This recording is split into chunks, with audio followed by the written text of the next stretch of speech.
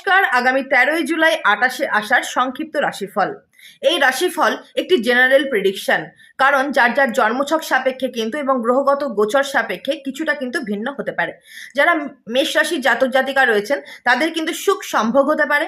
যারা বৃষ রাশির জাতক জাতিকা রয়েছেন চিকিৎসা নিয়ে বিভ্রাটে পড়তে হতে পারে।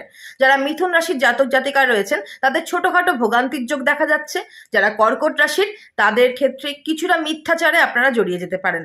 যারা সিংহ রাশির জাতক বা জাতিকা রয়েছেন কোনো না কোনো মনোকষ্ট হওয়ার যোগাযোগ দেখা যাচ্ছে। যারা কন্যা রাশির জাতক জাতিকা কোনো না কোনো উচ্চ পদপ্রাপ্তি তাদের হতে পারে। তুলা রাশির জাতক জাতিকাদের ক্ষেত্রে যাত্রাভঙ্গ বা যাত্রায় বাধা আসতে পারে, বিশেষত বিমান যাত্রার ক্ষেত্রে।